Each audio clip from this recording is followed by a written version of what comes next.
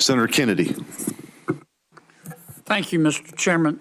Gentlemen, I want to try to separate policy and politics for a second. I know it's hard to do around this place, but I thought Senator Cornyn made a very good point in his opening remarks. I think Senator Schmidt made the same point that the policy here is very important. And I want to ask you your opinion on the policy. Professor, tell me briefly, I know you came to talk about auto pens, but tell me briefly about the 25th Amendment. Well, Senator, the 25th Amendment provides the process by which to implement a principle that's in the original Constitution, which is when the president's unable to exercise the powers and duties of the presidency, somebody else exercises them, starting with the vice president.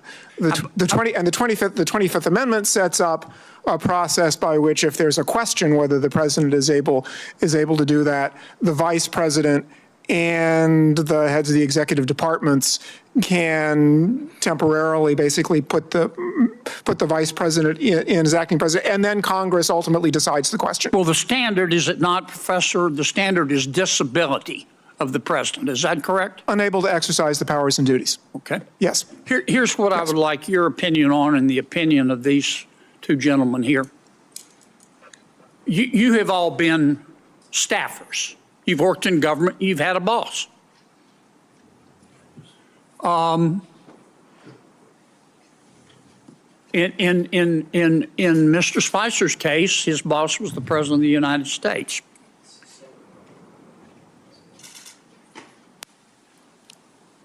Let's suppose the president, you were using your experience as a staffer.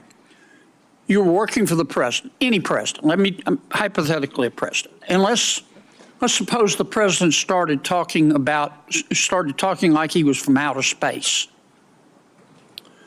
Let's suppose the president became fatigued very easily. He couldn't finish a sentence without taking a nap. Let's suppose the president,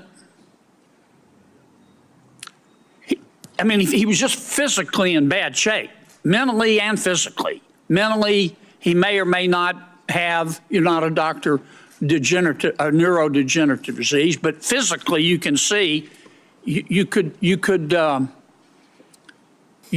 bake a Thanksgiving turkey in the time it takes him to walk across the stage. What do you think, as a member of his staff, what do you think is your moral obligation to say, wait a minute, the president can't do the job anymore? I know you're loyal folks. You believe in your president, this president, whichever president. I'm speaking hypothetically. You're loyal. You want to be a good staffer, but you also have a moral obligation. How do you reach that decision, Professor? And I'll go to each of you. Senator, I think the first thing you would have to do in a situation like that is exercise your own judgment. How serious is this problem? Because everybody has moments when they lose focus, it happens. But if somebody thinks this is a really serious problem, I think the first thing to do is the most difficult, which is to say to the president, because the 25th Amendment also provides that the president can say, I'm unable to exercise the powers and duties of my office. And suppose the president That would be extremely difficult, but I think it should be. Look, trust me, I can. And it's clear to you that he has neurodegenerative disease and he can't. What do? Do you have a moral obligation as a staff member to go to the American people and say, we've got a problem here, it may cost me my career? Senator, I think at that point you have an obligation to talk to the vice president, okay, who is in charge of the Section 4 process under the 25th Amendment. What about you, Mr. Wald? You have a moral obligation. I understand you want it to go away, you want to work it out with him, but you can't. When does a staffer have a moral obligation to stand up and say he can't be president anymore, she can't be?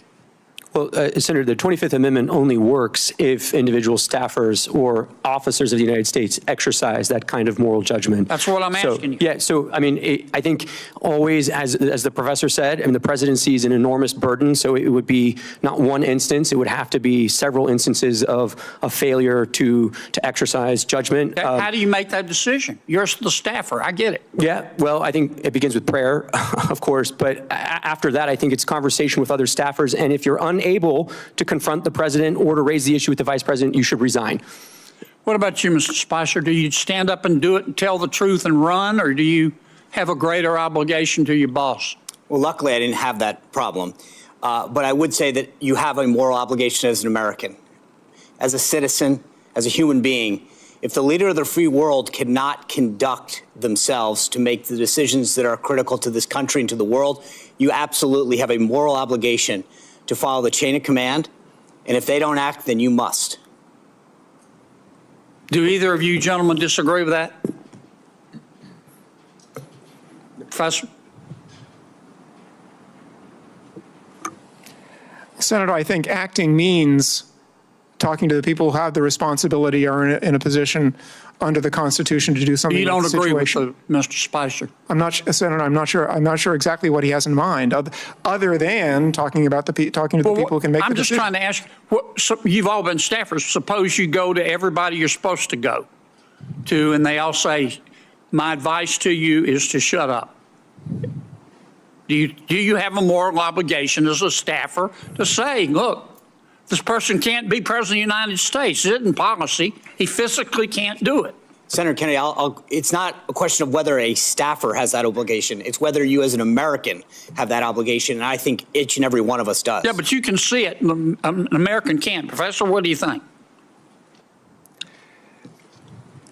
Senator, I think there are situations under which someone in that position should speak publicly, but I also think that the views of a single individual who is not the person who is constitutionally responsible for taking measures should be considered by the public as just the views of of one individual who has some information about the subject.